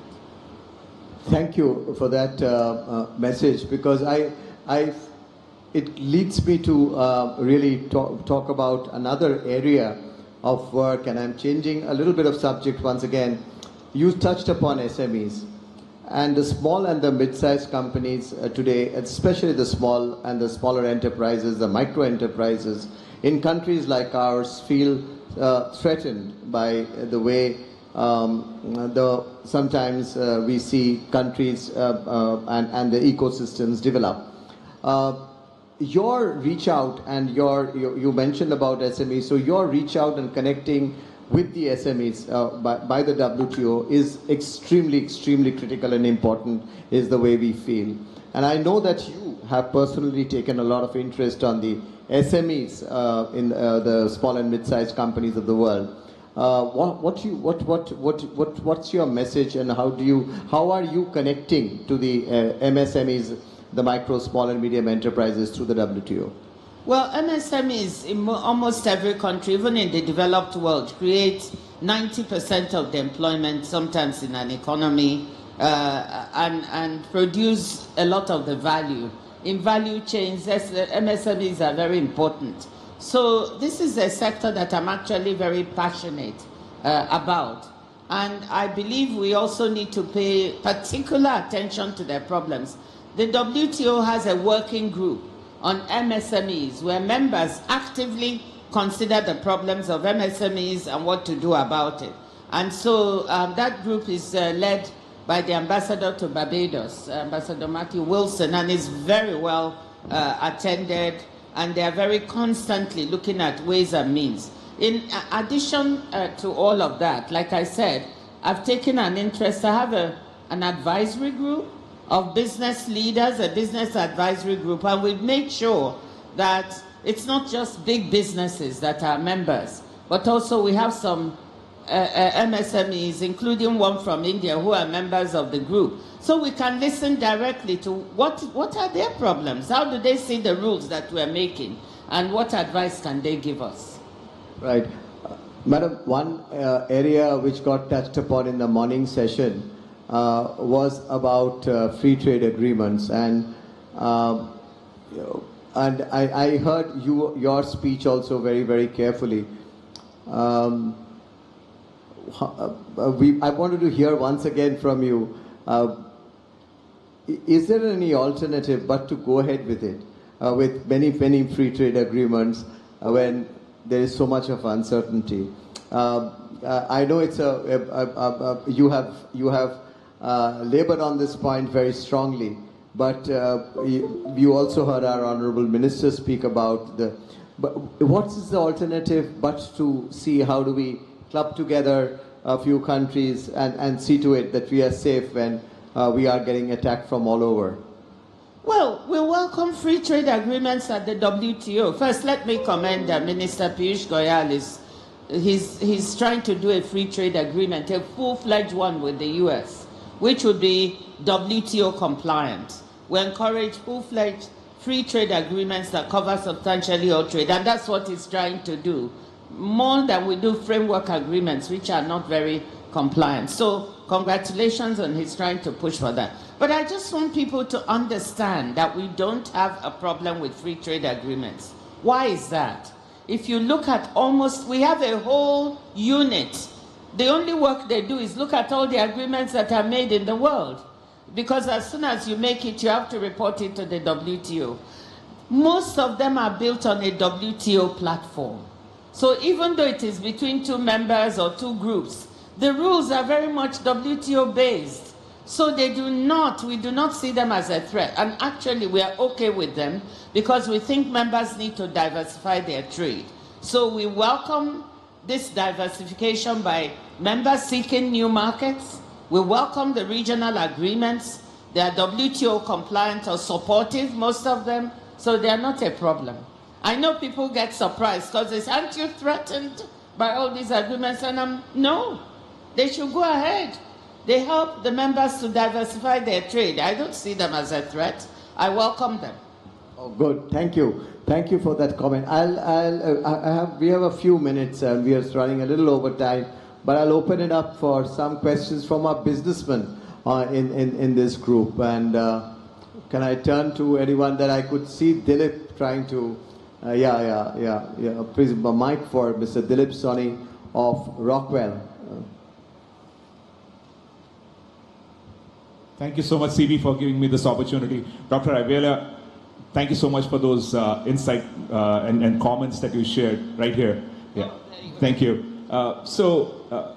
I come from a technology company, Rockwell Automation. We are hugely invested into the future of advanced manufacturing.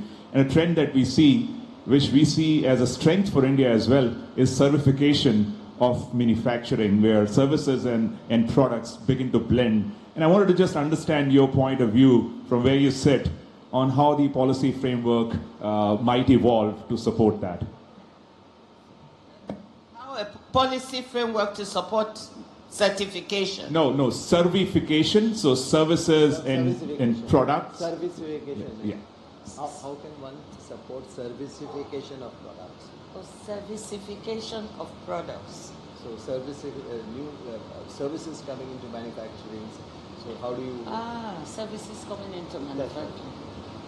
Well, this is a very interesting question because we are seeing that manufacturing is more and more services embedded in manufacturing. So when we talk of services separately and manufacture, actually it's much more complex than that and much more exciting in a way. And then I talked about AI getting more and more embedded in products and changing the nature of the products. That's what you're referring to. That's right. Yeah. I see that. I see a big future in that, honestly. And I think the only aspect, I went to talk to the ISO the other day, and we were talking of this subject. What we are getting asked about standards. You know, how do we take I like the way you put servicification of products. I hadn't heard that term before. You know, so the issue is, what does this mean for standards? And we don't have the answer yet. We don't have the answer, but we are beginning to plumb that question because it's going to come. And because I think it's a trend for the future, we have to work fast. So there are several organizations thinking about this and how to deal with it. But I think it's a good thing. It's an exciting thing. And I don't think we can stop it. Thanks for those insights. Thank you. Thank you. Thank you. I'll come to you. And before that, I'll come to Ravichandran of Danfoss. Thank you, Director General. That was very inspiring to listen to you. My question is, you know, the world is more moving to data flow than trade flow. And currently, you know, if you look at the global south, they're not being, you know, on a level playing field with the developed economies when it comes to data regime and data interoperability, and there are no trust-based rules to share data. What is WTO doing about it? I think, well, people have said that data flows are the new oil or the new gold, I don't know which. And you're absolutely right that many developing countries are worried about their data being captured and used without their benefiting from it, or even losing the privacy. And we don't have our own rules sometimes to govern this. So at the WTO, this is one of the issues we're looking at. In the e-commerce agreement that was being negotiated, data flows was a big issue. It has not been resolved. As you can imagine, there are differing views as to how rules should be made to govern data flows. There are some who believe in a more liberal approach, And there are others who believe in, well, I need to have something to reassure me. So it is going to be handled in the first phase has just dealt with very, I think, basic things like e-signatures, spam, things like that, you know, to get basic rules across on how to deal. The next is data flows. So this is going to be the very difficult, but we are working on it, and it's in the next negotiations. I think it's going to be very tough. That's a very, very important thought, Madam, and I think that's something that we would like to engage deeper into, because data is going to be a very, very critical issue. We talked about data being gold, and person who relates a lot to gold in certain ways is Thomas Muthoot in India. Yes, Thomas, carry on. Thank you, CB. Your Excellency, it was a good interaction. My question, I come from a financial services sector. I would like to know a lot of things are happening in the Gen AI and AI, and this is going to affect or accelerate financial services. So in a country like India, emerging economy, how do you think WTT can make the financial system safer in an emerging economy? Well, first of all, India is stripping ahead in this area, and I think is doing extremely well. The WTO cannot make rules on everything, and I'm not sure that on financial systems and the role of AI that we are the competent authorities to deal with that. So maybe some of the central bankers and the finance ministers and the central authorities are better equipped and they are looking at the role of AI. But beyond that, things like stable coins in the financial system and how this is going to change that, how AI is changing that whole system. The finance ministers of the world with the central bank governors are looking at those. And I think they are more competent than... We will look at it from the point of view of how does it affect trade. But I think with respect to regulatory issues in that regard, I'd rather leave it to them. I'm not trying to avoid your question. I don't think the WTO should try to do everything. We should leave some things where we don't have as much competence to others, and then maybe try to partner with them once they've got a handle on the issue. Thank you. Thank you. There's someone who raised a hand here. Last question. Sorry? Yes, the last guy. Yeah. Madam Excellency, this is Sanjay Kombera. I'm CEO at Axel One, a deep climate tech, climate engineering company. What's your perspective? I mean, you've talked about the ESG regulations around the world. I have actually two questions. One, do you think the world would have a one standard framework on environmental, social, and governance aspects? Because right now we have CSRD, we have different frameworks around the world. That's first question. Second one is, we have talked about green economy, and we have talked about hydrogen powered, because hydrogen is actually, based upon a lot of stats, hydrogen is a failure. So do you think the countries should invest more on climate engineering, really bring AI to understand your weather patterns, your climate models? You have talked about lots of floods around different parts of the world. Sometimes it rains, sometimes it doesn't rain. There's a lot of unpredictability for farmers. So do you think countries should spend more money on, when I say the green economy money, on the climate engineering side, rather than just spending money on hydrogen power and solar powered initiatives? I got this last question. I'll come back to, I didn't get the first. So let me answer the last one first. I think I think businesses are deciding. And in spite of all the talk against climate change and dialing down on those investments, I think many businesses have decided that the cat has left the barn, or whatever you want to call it. And they're continuing to make investments in renewables, in green hydrogen, in solar. I don't think it's either or. I think these investments need to go in parallel, okay? That's what I think. You should make investments in understanding what impact climate-related changes are going to have on the real sector. I think it's very, very worthwhile, because sometimes we are talking about lives being lost, but we should also make investments on adaptation issues, on mitigation, how to mitigate, understanding it, but also how to adapt, because it's happening. I think it's not either or. The two should go hand in hand. We have focused a lot more on mitigation in the past, and now people are saying, hey, we need to change gears and also invest in adaptation. And I think that is the case. By the way, can I just give you one statistic?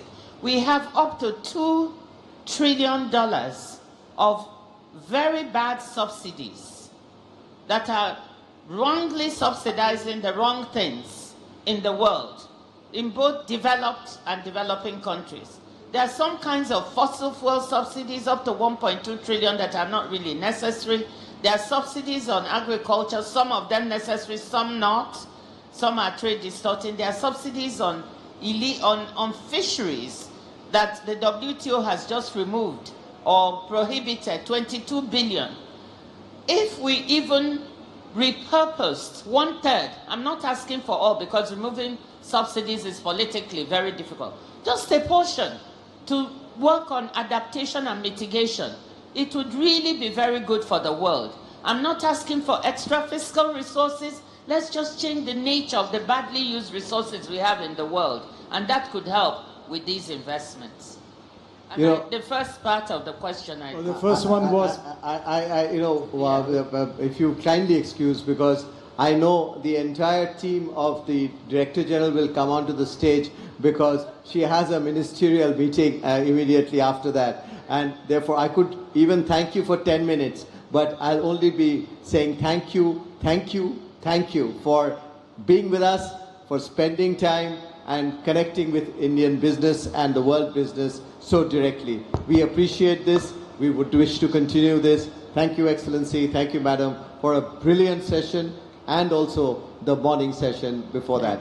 Thank you very much. Ladies and gentlemen, join me in thanking the Honorable Director General. Thank you, Your Excellency, for sharing those extremely valuable perspectives with us. Thank you, Mr. Banerjee, for initiating that conversation. Ladies and gentlemen, thank you for being here with us. We have our next session, which is part of this plenary hall. It is at 5:45. We'll request you to please join us back for that session.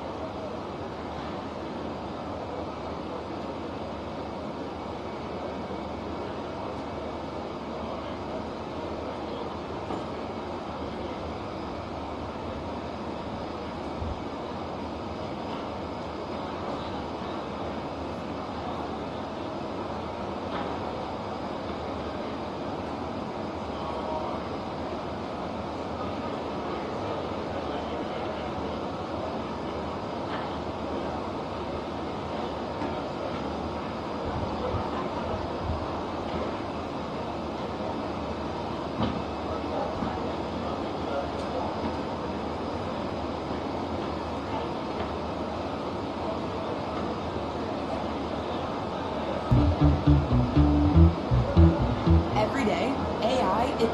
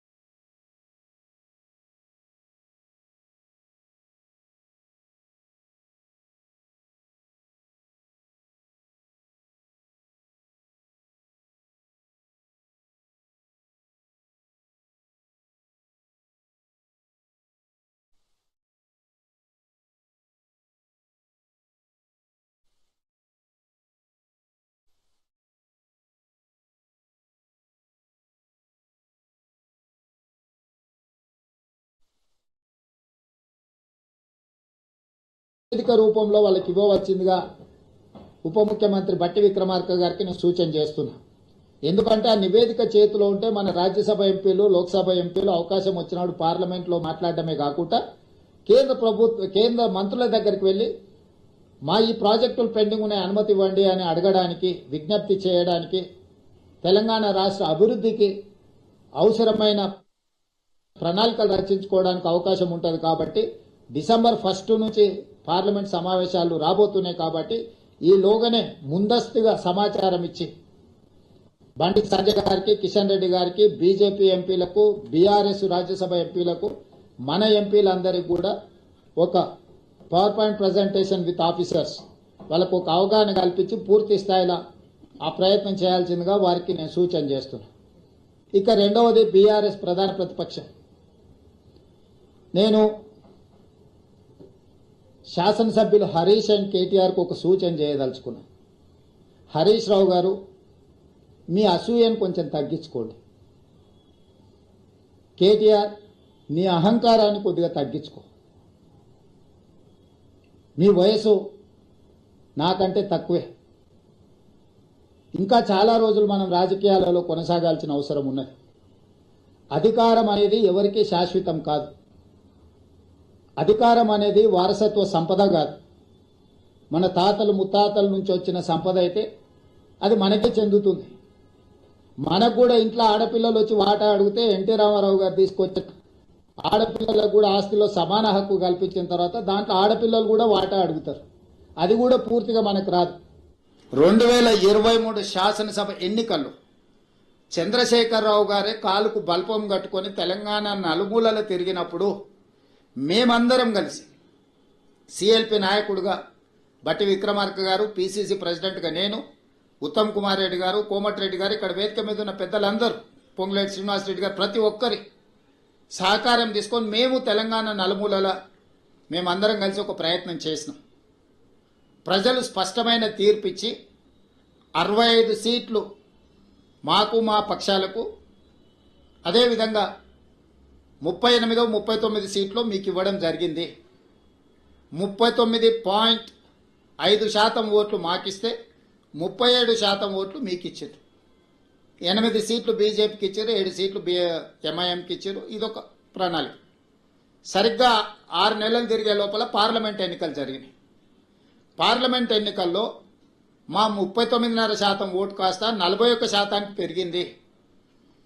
8 parliament సీట్లు మాకిచ్చిండ్రు.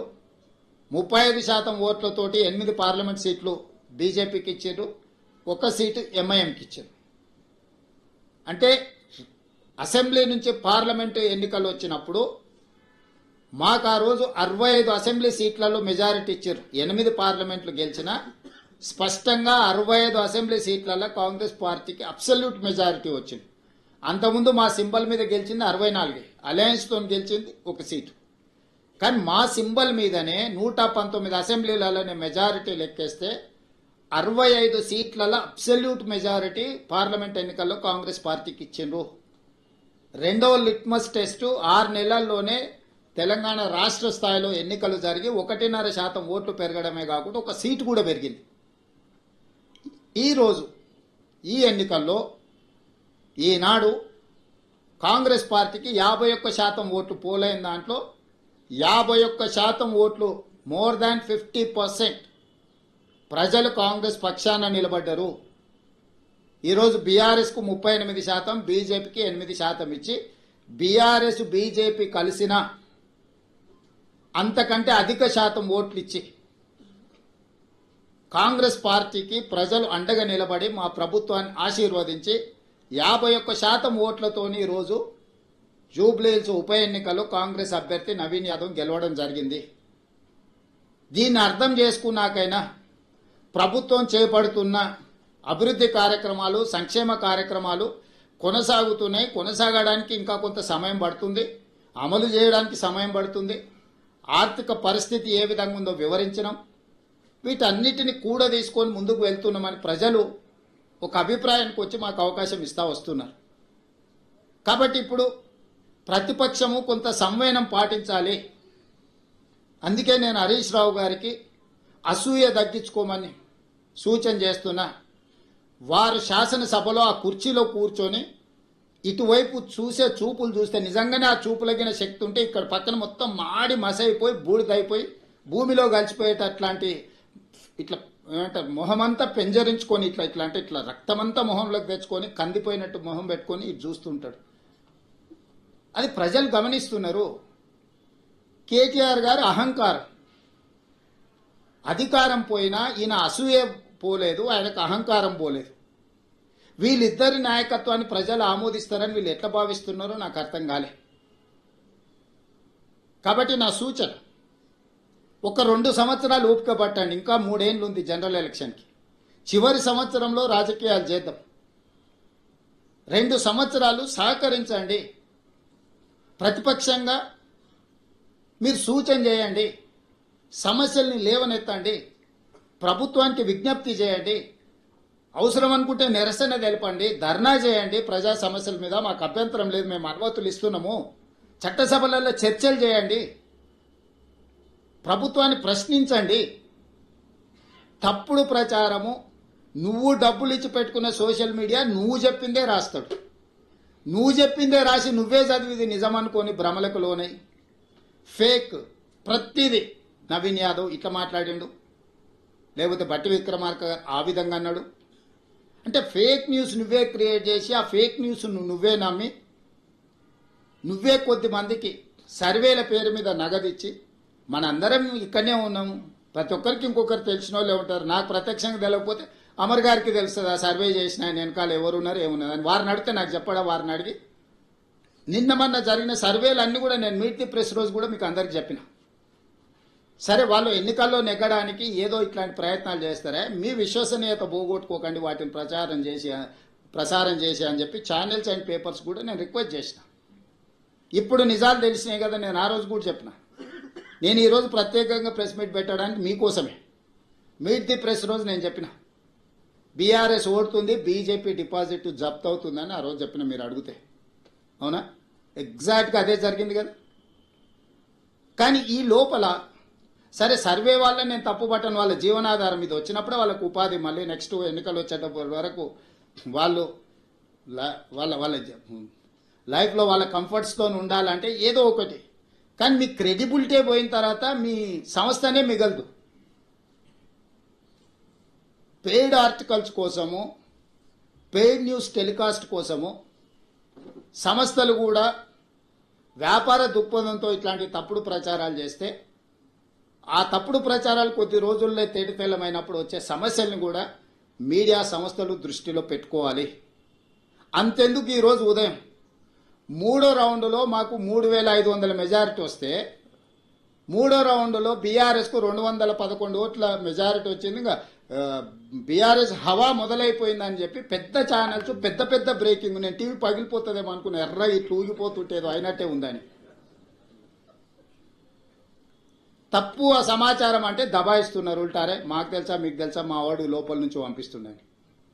అంటే ఫలితాలు ఒక పక్కన స్పష్టంగా మొదటి విడత, 2వ విడత, 3వ విడత ఎంతో కొంత కాంగ్రెస్కి అనుకూలంగా ఉన్నప్పుడు కూడా ఇంకా బీఆర్ఎస్ను బతికించాలని ఆ ఛానల్స్ యొక్క ఉత్సాహం అయితే నాకు అర్థం కాలేదు. దయచేసి మిగతా రాష్ట్రంలాగా ఛానల్స్ను కనిపించకుండా చేయాలంటే 1 నిమిషం పని. పక్క రాష్ట్రంలో కొన్ని ఛానల్స్ లేనే లేవు, అంతో ఇంతో ఇక్కడ ఉన్నాయి. మేము మాకు వ్యతిరేకంగా మీరు వేసినా కూడా ఏమనుకుంటా సరే నడుస్తుందని. కానీ వాస్తవాలు ఒక పక్కన ఎన్నికల కమిషన్ ఇస్తున్న ఫలితాలను కాదని టీవీ ఛానల్స్ ఫలితాలను ఇస్తే ఎట్లా? మీరే ఎన్నికల్ని నిర్వహిస్తారు, మీరే ఎన్నికల ఫలితాలు ప్రకటిస్తారు, మీరే అభ్యర్థులను కూడా గెలిపించి సర్టిఫికెట్ ఇస్తారు. అయింది నిన్నగాక మన కామారెడ్డిలో ఒక అమ్మాయి ఎవరో పోయారట, నా కలెక్టర్ వచ్చింది పోస్టింగ్ అని వాళ్ళ ఇంటోళ్ళని బ్లబ్ చేయడానికి. అట్లా మీరేమైనా అభ్యర్థిని అసెంబ్లీకి పంపిస్తారా అయింది సర్టిఫికెట్ ఇచ్చి టీవీ ఛానల్స్ వాళ్ళ పేపర్లో? దయచేసి మీ విశ్వసనీయత పోగొట్టుకోకండి. మీకు మా పట్ల వ్యతిరేకత